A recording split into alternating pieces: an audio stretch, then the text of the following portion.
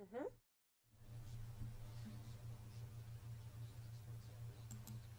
Hello everyone, welcome to another Sports Overtime here on the desk. Duke Schindler joining you all today with a special guest, our sports reporter, Makenna Wright, making an appearance here today early in her shift. Hi Makenna, Yes. How you doing? I'm doing good. Anytime you get to show up to work and jump right in and talk sports, it's a good day. That's a fair point. Yeah. Making me feel good about dragging you out of your office here. But we're here to talk a little bit about the Bison, a little bit about UND and how those seasons really tragically ended, especially for the Bison here. Obviously, a devastating end. Bison really taking a stone-cold stunner against Illinois State at the hands of the Redbirds at the Fargo Dome. But then this rising UND program coming into the picture and grabbing their first playoff win since 2020.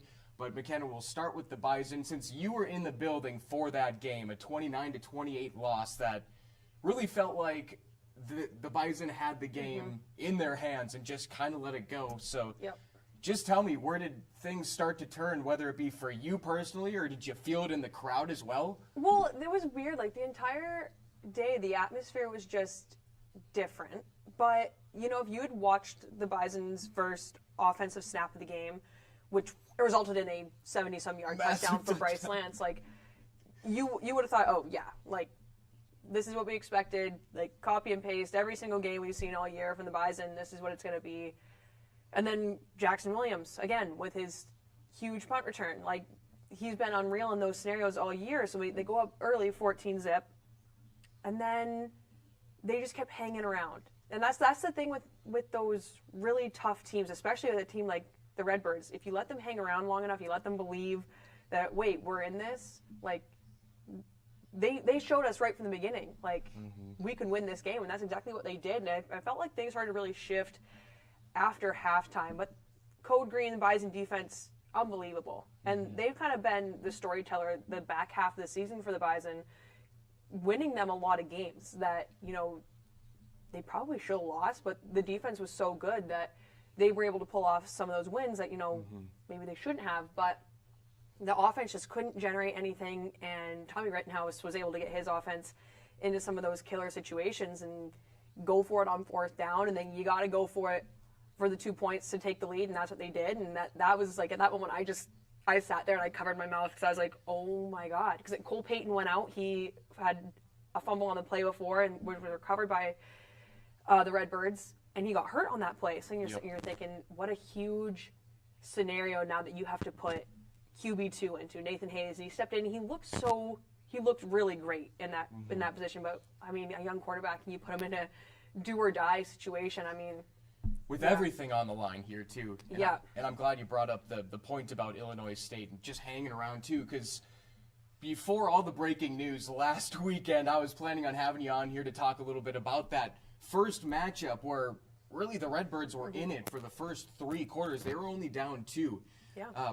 You know, for coach there of the Redbirds, you think he really took that loss, but told his players, like, hey, we stayed in there for 3 quarters. All we need is one more. Yeah. Did you see that giving them some confidence? Yeah, totally. And I mean, when the Bison went to normal earlier this year, that was where they took their first deficit of the season, was to the Redbirds. They got that safety on Barika, and they took the first 2 points and gave the Bison their first deficit that they experienced this season. And then they kind of, you know, kept on that roll for the first half and a little bit.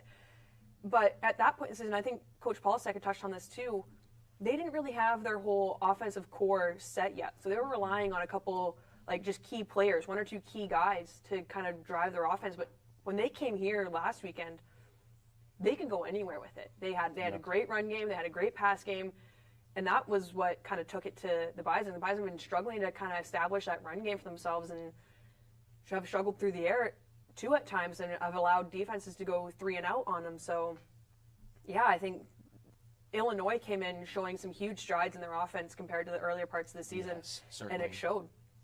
And when you were, you know, listening to Polisek in that end of the game presser, the end of the season presser, what were his kind of takes on the game?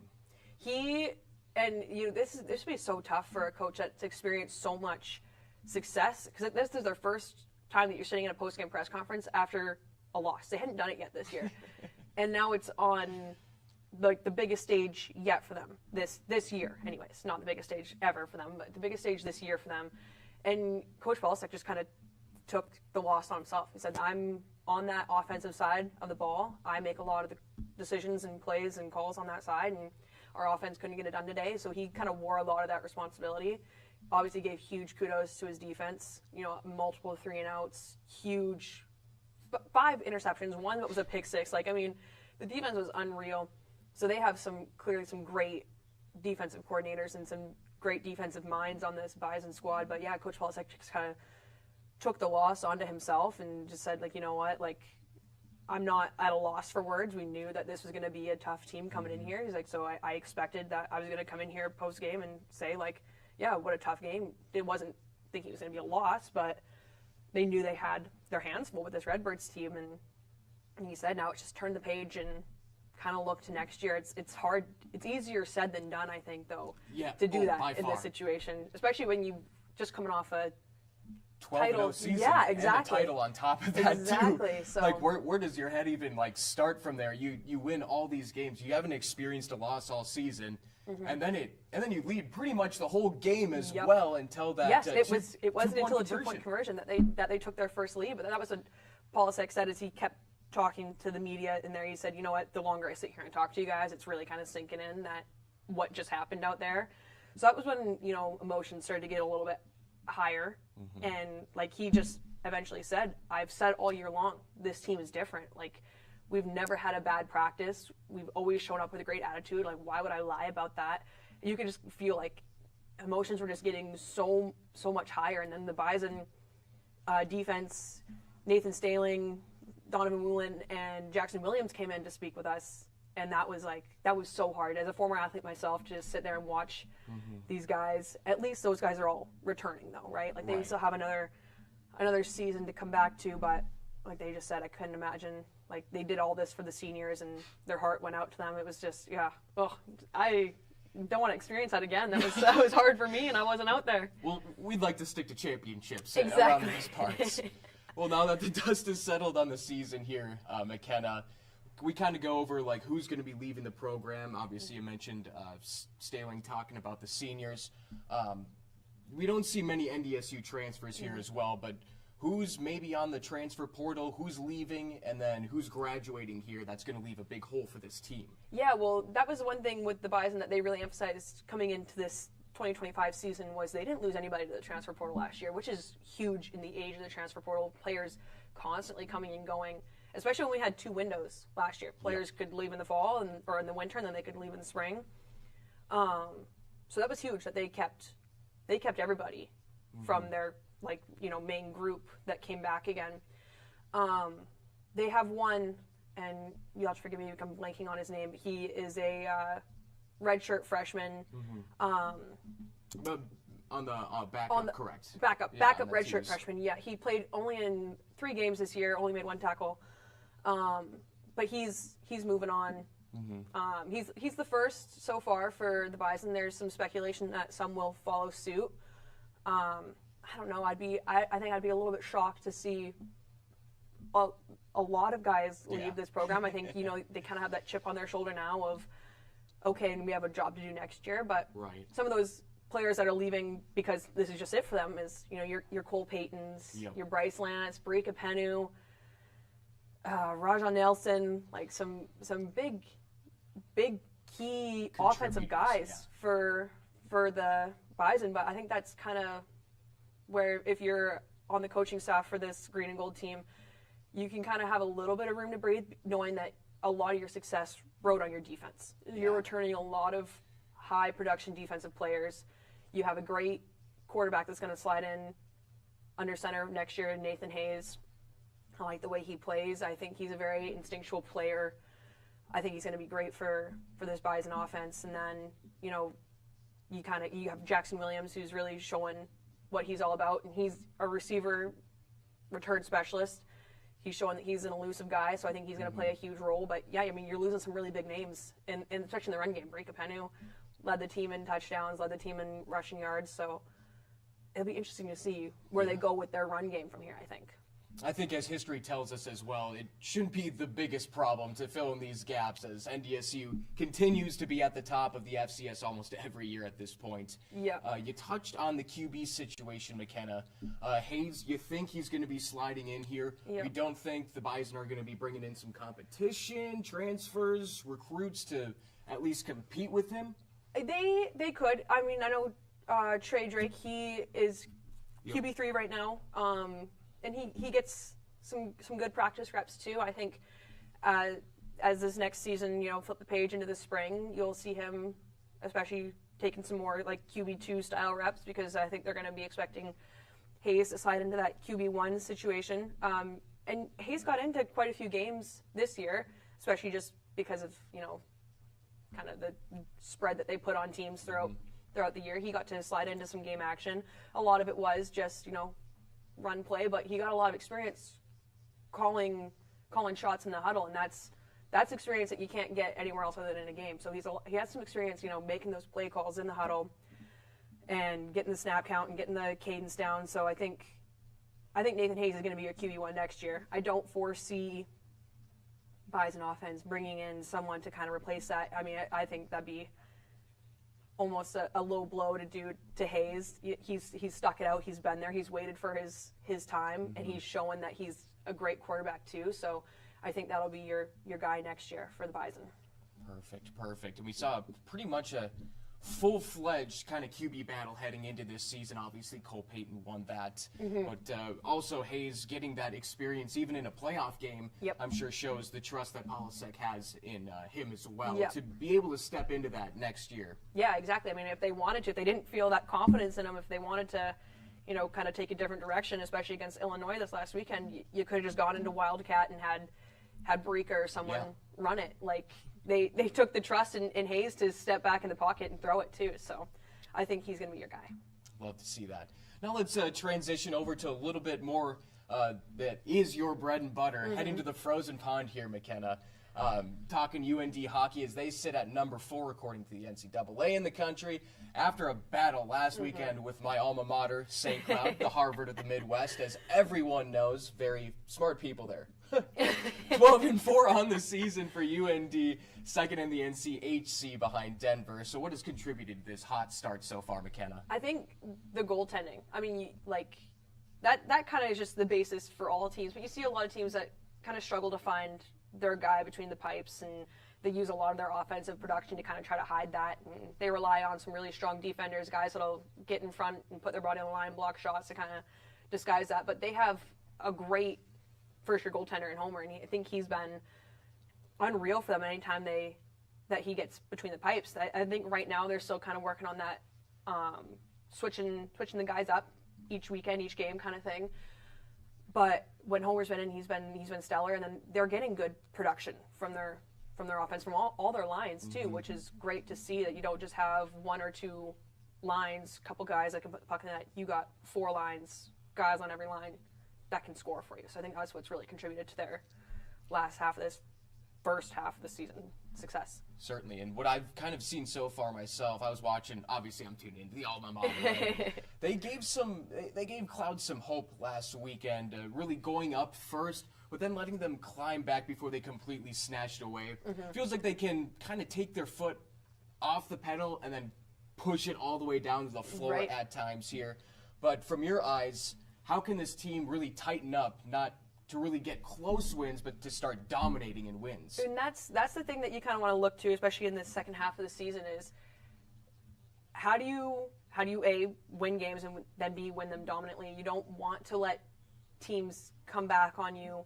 I would like to see them play a full 60 minutes, and that's the hardest thing to do, is to play 3 full periods of hockey and not letting off the gas. And that's what first-year head coach Dane Jackson has said in previous press conferences of it's ebbs and flows, and they're trying to figure that out. But at some point, you got to kind of look to your leadership, look to your experience, look to your older guys to kind of set that tone early on of what style of hockey that they're going to play throughout that game, and you got to play it for a full 60 minutes. And a lot of it comes down to fitness too. Like this isn't no joke. It's a lot of fitness too. So I think when you see these guys coming back from the second half of the season, I would like to see that from them. It's just a full 60 minutes some more conditioning certainly could help there. Totally. And obviously we see Denver at the top of the NCHC right now, UND at obviously second. Would you say UND's on Denver's level right now, or is there still a little bit of a gap, a little bit of work to be done? I think talent-wise, they're on the same level. I think Denver might have that edge of the finisher on them, that they can finish games, and so can the Fighting Hawks. Don't get me wrong, they can finish games too. But I think when it comes head to head with those guys, that Denver just knows how to finish a game, and I think UND is still trying to figure out what that looks like for them on the ice. They're getting there. Obviously, they're winning games. 12-4. They're sweeping, so like they're there with it. It's just a matter of like kind of putting that staple UND finish on it. Certainly, and that's when you can really start relying on your seniors, your leaders, to take that next step. Because you mentioned they have the talent to really compete with Denver. It could be a little bit of the leadership to really get those guys bought in to finish the job at a dominant type of state, especially with the first-year head coach. You got a little juice coming in with a new guy, new voice. Yeah, well, Coach Jackson he's been there, but this is his first year stepping into that head coach role, and he's been great, and that's kind of the attitude you've heard from the players all year long too, is to have him as in that head coach role. It's been a seamless transition for the team, but yeah, looking forward to what they can do in this second half here. And that great point you brought that up, because they got heading back home to Grand Forks to take on Omaha this weekend. UND swept them earlier in the season pretty dominantly, a combined 11-3 score in both those wins. Omaha does sit at 6th in the conference right now, but I wouldn't say it's a walk in the park with any of these NCHC teams. 4 of Omaha's 6 wins, they've come against ranked opponents: Colorado College, UMass, Minnesota Duluth. They're number 3 ahead of UND. So what's UND just got to do to grab another weekend sweep at the Ralph? Well, that's the thing. I mean, at least with this last series before you go on Christmas break, you're at home, which is they're so comfortable there. They love the atmosphere they get from that Grand Forks community. And that place, like their opponents have said, what a hard place to play in. So many programs try to model their rinks atmosphere off of what the Ralph brings. So they have that behind them tonight, for sure. But there's so much parity in college hockey that, like, you can't sit here right now and say, oh, yeah, this is another sweep for the Fighting Hawks. An unranked team is not a walk in the park. Exactly. Like, I mean, when you're unranked, you really have nothing to lose when you're going up against a ranked opponent. Like, you're going to take everything to that team. And I think Fighting Hawks need to be prepared for a kind of game that's going to feel like a playoff style of game, because Omaha's like, yeah, I'm gonna chuck everything at you because we're going on break after this, and we may as well go all out for this last series. Over the shoulders. Exactly. Awesome. So expecting that puck drop to be at 6:07 tonight. Tomorrow's going to be 7:07.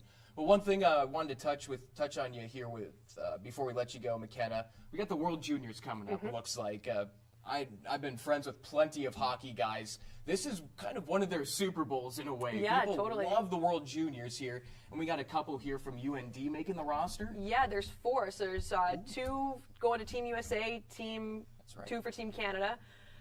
Team USA is defenseman EJ Emery and first-year forward Will Zellers. Will Zellers was a late addition after there were some people that were like, hey, why is Will Zellers not on this World Juniors roster? I was wondering that too. There was plenty of articles written about this kid of why isn't he here? Yeah, a Bruins prospect after his player rights were traded from Colorado to Bruins, and like, hey, why is this kid not here? He's 1 goal shy of leading all freshmen in the NCAA for scoring right now. And then Cole Reshny and Keaton Vierhoff are gunning for Team Canada. All 4, none of them are 100% on those rosters yet. These are preliminary rosters, so they'll each go to their respective training camps, kind of fight for that spot. I know Team USA is looking to trim their roster down by 2 defensemen and 2 forwards, so both EJ and Will have to fight for their spot on this Team USA roster. Same with Cole and Keaton will have to fight for their spots on Team Canada's roster. But I think what an exciting opportunity, especially with it being played in Minnesota, and a couple of these guys, being Minnesota natives, or you're playing Zellers, Maple Grove. Yeah, he's super close. And EJ, I think he's California, but you're playing for your country right at the neighboring place of where you go to school. So like this is such a huge opportunity for these guys, and I can't wait to see what they can achieve. I have very high expectations that all four will make their rosters for sure. That's what's awesome about being where we are in Fargo and being so close to Minnesota, kind of the hockey capital of the United States. Whenever there's a world championship, it can be played just across the border there too, which is really awesome. Looks like they start from the 21st through January 5th, I believe. Now, we see the best of young talent all around the world here. Now, what teams? Actually, I have this question first, Makenna. What is the age grouping for this type of tournament? U20. Perfect. I believe, yeah, U20 is this tournament, and I think, especially at this age, there's so much young talent coming up in hockey right now. It's really hard to say if who's going to win this one. I know USA is gunning for, is it a three-peat or a four-peat this year? That is a question the hockey expert needs to know. I think they're gunning for a four-peat, especially on home soil too. But I think Team Canada, my Team Canada, is gonna there it is. Cause them a little bit of issues. They have an incredible production in Gavin Makenna, who's at Penn State, forward, dominated in his junior years. Now he's going to be, still preliminary rosters, but I don't know how you wouldn't take a guy like Gavin Makenna on your roster. So they're going to have some major offensive firepower, I think Canada does. But USA, they're going to have some. The Swedes, the Czechs. It's going to be a crazy tournament. I can't wait. I'm so excited. I can't believe it's just right across the border. That's what I was just going to say. For a real hockey head, I got to imagine this is. Yeah, like I mentioned, this is kind of your guys' Super Bowl where you mentioned there's a lot of parity everywhere right now. Just out of curiosity, though, mentioning that it's U20, do NHL players 20 and under, so because there is some 20-year-olds, some 19-year-olds in the NHL, do they qualify for that? I'm not 100% sure. I would imagine no. That's kind of what I wouldn't was think so. Yeah. It's World Juniors for a reason. Right. Yeah, I wouldn't think so. It's just your best between college and hockey, or college and juniors. Love it. Love it. What teams do you have your eye on? Obviously, Canada's going to be number one for you. USA going to be in the mix, but you mentioned the Czechs, the Swedes, Finns. Yep. Who else has just an absurd amount of talent? That should be a lot of fun to watch. The Finns always, come out and give these North American teams a really tough time, and I think that just goes to show that the type of hockey they play out there is it's not overly. I think here, Canada, US, we play a more nose to the grindstone style of hockey, whereas the Swedes, the Finns, the Czechs, they're very much about their finesse, and they got guys that can put the puck through your legs, put the puck through their legs. They'll skate circles around you. So I think it's just going to be really interesting to see the different styles that each country plays and how is the U.S. going to defend guys like the Swedes, like the Finns, like the Czechs. I think the game plan has to be a little bit different from what you usually play against here in America. Definitely. Yeah. Definitely. Well, Makenna, thank you so very much for joining us here on the desk. It was a blast chatting with you, whether it be Bison or the Frozen Pond, the hockey. Yeah, Let's thanks for having me. Well, thank you very much for joining us here. Appreciate it. And thank you guys very much for joining us here on the Valley News Now Network for Duke Schindler on Sports Overtime. We'll catch you later.